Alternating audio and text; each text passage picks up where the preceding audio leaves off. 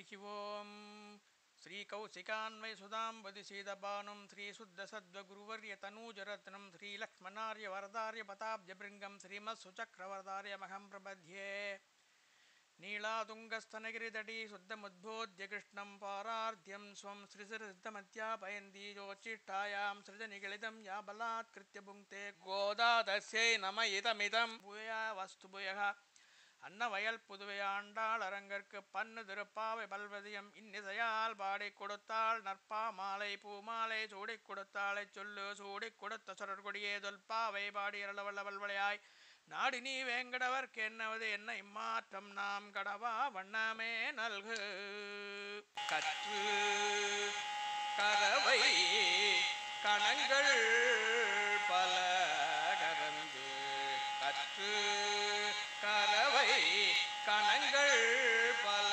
கரந்து செற்றார் திரளழிய சென்னு செரு செய்யும் செற்றார் திரளழிய சென்னு செரு செய்யும் குற்றம் ஒன்னில்லாத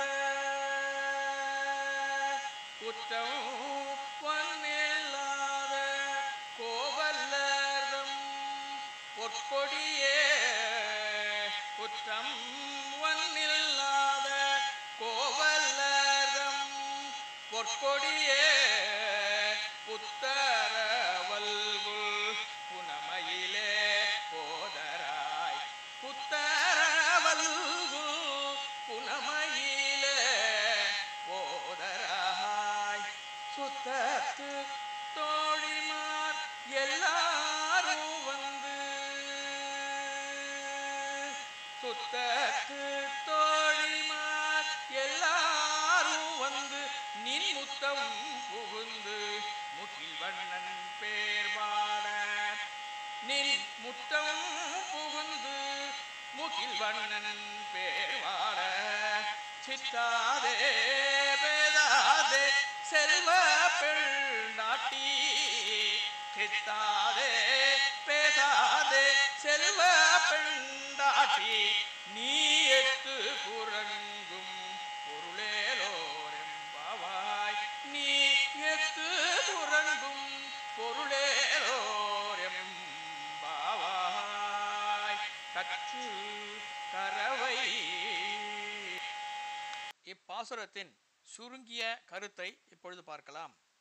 கன்றாகிய பசுக்களினுடைய பல திரள்களை கறப்பவர்களும் சத்ருக்களினுடைய வலி அழியும்படி தாமே படையெடுத்து சென்று போர் செய்பவர்களும் ஒரு வகை குற்றமும் அற்றவர்களுமான கோபாலர்களுடைய குடியிற் பிறந்த பொற்கொடியே பொற்கொடி போன்றவளே புற்றில் இருக்கின்ற பாம்பின் படம் போல அல்குலையும் கட்டில் இஷ்டப்படி திரிகின்ற மயில் போல சாயலை உடையவளே செல்வம் நிறைந்த உடைய பெண் பிள்ளையே எழுந்து வருவாயாக.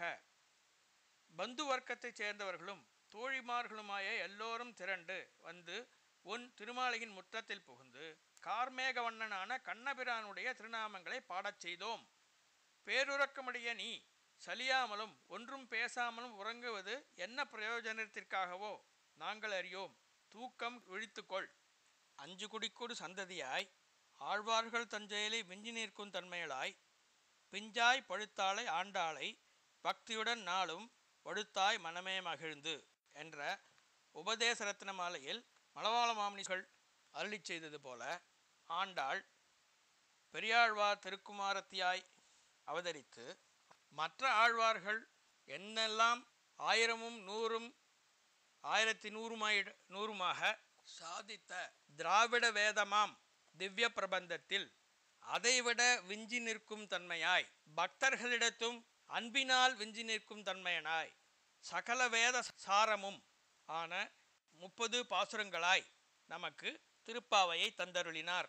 அவர் ஹேமந்த ருத்துவில் முதன் மாசமாகிய மார்கழி மாசத்தில் பாவை நோன்பை துவங்குகிறார். இந்த மார்கழி மாதத்தின் சிறப்பு என்ன என்று வைத்தால் கர்க்கிடக மாதம் முதல் தனுர் மாதம் வரை உள்ளது தட்சிணாயனம். இந்த தட்சிணாயனம் தேவர்களுக்கு இரவு பொழுதாகும். மகர மாதம் முதல் மிதுன மாதம் வரை 6 மாதம் உத்தராயணம் எனப்படுகிறது. இந்த உத்தராயணம் தேவர்களுக்கு பகல் பொழுதாகும். மார்கழி மாதத்தின் சிறப்பு என்ன என்று கேட்டால் பிரம்ம முகூர்த்தமாகும். தேவர்களுக்கு பிரம்ம முகூர்த்தமாகும். விடுவதற்கு முன்புள்ள 2 மணி நேரத்தை பிரம்ம முகூர்த்தம் என்று சொல்கிறோம். அப்படி பார்த்தால் தை மாதத்தில் விடியப் போகிறது. அதற்கு முன்புள்ள மார்கழி மாதம் பிரம்ம முகூர்த்தமாய் அமைகிறது. எம்பெருமான் ஸ்ரீகிருஷ்ணனும் மாசேஷு மார்கசீர்ஷோகம் என்று சாதித்திருக்கிறார். அதனால் இந்த மாதம் சிறப்புற்றது. இந்த மாதத்தில் பாவை நோன்பு நோற்பதை மேற்கொண்டு நியமங்களை பாலித்து கார்த்தியாயினி விரதம் எப்படி ஆயர்பாடியில் அனுஷ்டிக்கப்பட்டதோ அதே விதமாக இங்கே ஸ்ரீவில்லிபுத்தூரிலே பாவை நோன்பு நோற்று எம்பெருமானை சென்று சேவிக்க பாகவத சிரேஷ்டர்களை முன்னிட்டு செல்ல வேண்டும் என்ற முறைப்படி 10 சிறுமிகளை 10 பாகவத சிரேஷ்டர்களாய் பாவித்து துயில் எழுப்பி கொண்டு செல்லும் இந்த 6 முதல் 15 பாசுரங்களுக்குள்ளில் இன்று உள்ள கற்றுக்கரவைகள் திருப்பாவை வரிசையில் 11வதாகவும் பாகவதற்கு சுப்பிரபாதம் பாடும் பாசுரங்களில் 6வதாகவும் அமைகிறது. கற்று கரவை கணங்கள் பல கரந்து செற்றார் திளழிய சென்னு செரு செய்யும் குற்றம் ஒன்றில்லாத கோவலர்தம் பொற்கொடியே. இந்த பாசுரத்தாலே ஆண்டாள் ஒரு பெண்ணை குற்றமொன்னில்லாத கோவலர்தம் பொற்கொடியே என்று விളിக்கிறார். முதலில் உள்ள விசேஷணங்கள் எல்லாம் யாருடைய கோவலனின் பொற்கொடியோ, எந்த கோவலனின் மகளாக பிறந்திருக்கிறாளோ அந்த கோவலனுக்காக விசேஷங்கள் செல்கிறது. கற்றுக்கரவை கணங்கள் பசுக்களும் எருமைகளும் அங்கே கூட்டம் கூட்டமாக காணப்படும். அந்த கூட்டத்தில் உள்ள பசுக்களை எண்ணுவதே கடினம். அப்படி உள்ள கறவையை கூட்டங்களை பல கூட்டங்கள் கொண்டது கணங்கள். அப்படி கணங்களாய் உள்ளதில் பலதையும் ஒருவனாகவே கறந்து ஒருவனாகவே கறக்கும் பெருமை படைத்த கோவலன் அவனுடைய பொற்கொடியே, அவனுடைய பொன்னாளாகிய கொடியை போல மின்னுகின்றவளே என்று அழைக்கிறார். கோவலனுடைய பெருமை என்ன? அத்தனை பசுமாடுகளையும் ஒருத்தனாகவே கறக்கும் திறமை படைத்தவன். சக்தி இருந்து உழைத்தாலே ஆனந்தம் என்கிறது தைத்திரியோபனிஷத்து. கற்றுக்கறவை என்றால் கன்றுகளாக இருக்கும் பொழுதே கறக்கும் திறம் படைத்தவை என்று அர்த்தம். கன்று எப்படி கறக்கும் என்று கேட்டால் கிருஷ்ண ஸ்பர்சம் உள்ள கண்ணுகள் ஆயர்பாடியிலே இருக்கிறது. கிருஷ்ணனுடைய அருள் எப்பொழுதும் உண்டு. அதனால் கன்றுகளாக இருக்கும் பொழுதே கறக்கும் திறன் படைத்தவை என்று கொள்ளலாம்.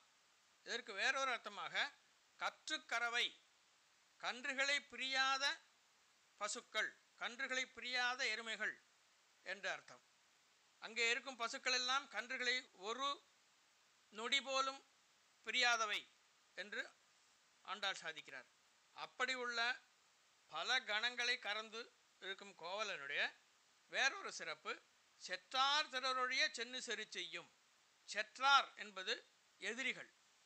எதிரிகள் என் எதிரில் வரட்டும், நான் அவனை கவனிக்கிறேன் என்று இல்லாது துஷ்டர்களை தேடி சென்று அவர்களை வெற்றி கொள்வது 2வது சிறப்பு. 3வது குற்றமொன்னில்லாத கோவலர். அப்படி போர் செய்யும்போ எது குற்றமாக இருக்க முடியும்? போரில் இறங்கிவிட்டால் முன்வைத்த காலை பின்வைக்காதே எதிரிகளோடு பொருதி அவரை அழிக்க வேண்டும். அதுதான் நியதி. போரில் பெருங்குற்றம் புறமுதுகட்டு ஓடுகை. அந்த புறமுதுகட்டு ஓடுகை என்பதை செய்யாத குற்றம், அந்த குற்றம் இல்லாத தீரனாய கோவலன் என்பது இதன் அர்த்தம். மேலும் ஒரு சிறப்பு, இவர் வர்ண தர்மத்தை விடாமல் செய்திருக்கிறார். அதனால் புகழுடைய கோவலன்.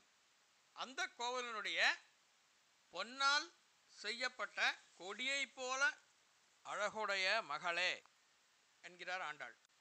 இங்கே கூறப்பட்டிருக்கும் கோவலனுடைய குணங்கள் எல்லாம் எம்பெருமானுக்கு பொருந்துவியாக அமைகிறது. அந்த எம்பெருமான் கிருஷ்ணனே ஆவான். அந்த கிருஷ்ணன் என்றாலே எதிரிகள் செற்றார். சென்னு செருச்சையும் என்பது கிருஷ்ணனையும் ராமனையும் குறிக்கிறது. ராமன் ராட்சசர்கள் எல்லாரும் அயோத்தி வர காத்திராமல் அங்கங்கே சென்று அவர்களை தீர்த்தார். அதேபோல கிருஷ்ணனும் ராட்சசர்கள் உள்ள இடங்களுக்கெல்லாம் சென்று அவர்களை வீழ்த்தினார்.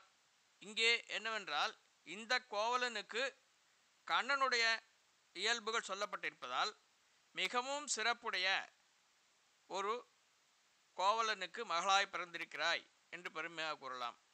பரத்வத்தையும் எம்பெருமானுடைய குணத்தை தவிர எல்லா சிறப்பையும் உள்ள கோவலனுக்கு பெண்ணாய் பிறந்தவளே என்று கொள்ளலாம்.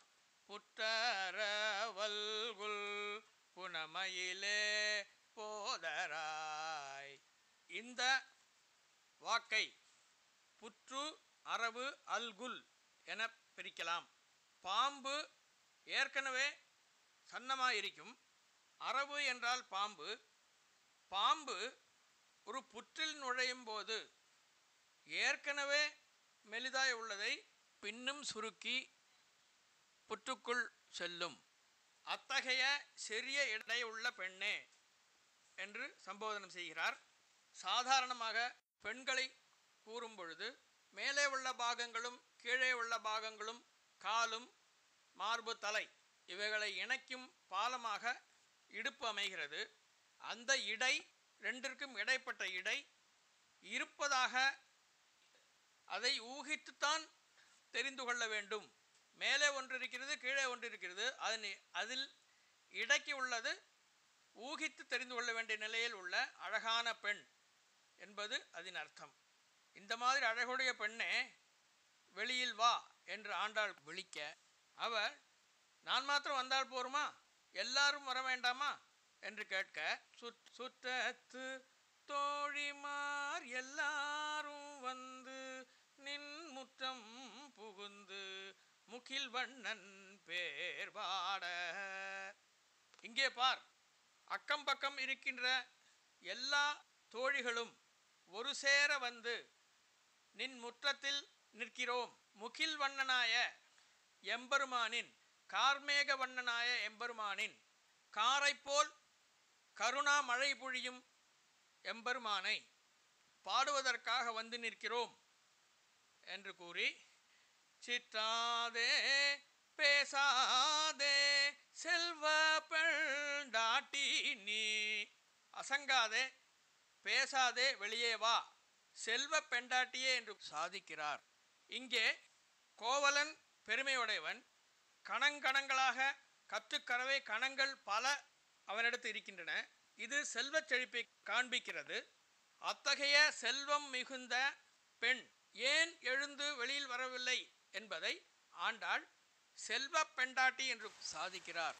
அவள் செல்லமான பிள்ளை, வீட்டிற்கு செல்லமான பிள்ளை ஆனதினால் அங்கே அவள் வைத்ததுதான் சட்டம். அதனால் மேலே ஒன்றும் பேசாதே எழுந்து வருவாயாக என்று சாதிக்கிறார். நாம் பார்த்திருக்கிறோம் சில வீடுகளில், சுவாமி அவனிடத்து இப்போ போகாதீர்கள், அவன் காலையிலே ஒன்று கேட்டு நாங்கள் வாங்கி தரவில்லை, அவன் கோபத்தில் இருக்கிறான், அவன் கையில் கிடைத்ததை எடுத்து மேலே எறிந்து விடுவான், பையன் எடுத்து போகாதீர்கள் என்று கூறுவதை கேட்டிருக்கலாம். காரணம், பையன் செல்ல பையன். அவன் செல்லம் கொடுத்து கேட்டதெல்லாம் வாங்கி கொடுத்து அவன் யார் சொல்வதையும் கேட்க மனமில்லாமல் கோபத்தால் அடுத்தவர்களை உபதிரவிக்கும் அளவிற்கு மனநிலை உடையவன் செல்ல பிள்ளை என்று சொல்கிறோம். அதேபோல் வீட்டிற்கு அவள் செல்லப்பிள்ளை. அதனால்தான் நாங்கள் எல்லோரும் வந்து கூப்பிட்டும் வெளியே வர மறுக்கிறாள், வீட்டில் அவள் வைத்ததுதான் சட்டம் போலும் என்று ஆண்டாள் சாதிக்கிறார். நீ எற்று கூறங்கும் பொருளேலோரெம்பாவாய். இங்கே பொருளாக பாவை நோன்பிருக்கிறது. எம்பெருமான் கட்டாட்சித்து கைங்கரியம் தருவதற்காக பிரார்த்திக்கப் போகிறோம். அவன் பெயரை பாடி வந்திருக்கிறோம். இங்கே எல்லா பொருளும் இருக்கும் பொழுது எத்துக்கு உறங்குகிறாய், ஏன் உறங்குகிறாய், எந்த காரணத்திற்காக உறங்குகிறாய், இங்கே எல்லாம் நிறைவேறிக்கிறது, வெளியே எழுந்து வா என்று ஆண்டாள் கூற பெண்ணும் இக்கூட்டத்தோடு சேர்கிறார். ஆண்டாளோடு சேர்ந்து எம்பெருமானை காண புறப்படுகிறார்.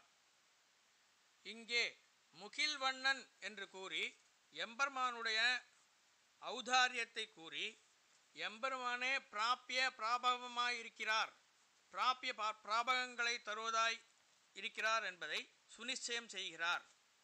புருஷார்த்தம் பிராபியம் பிராபகம், எம்பெருமான் உபேயம் பிராபியம் பிராப்தம்.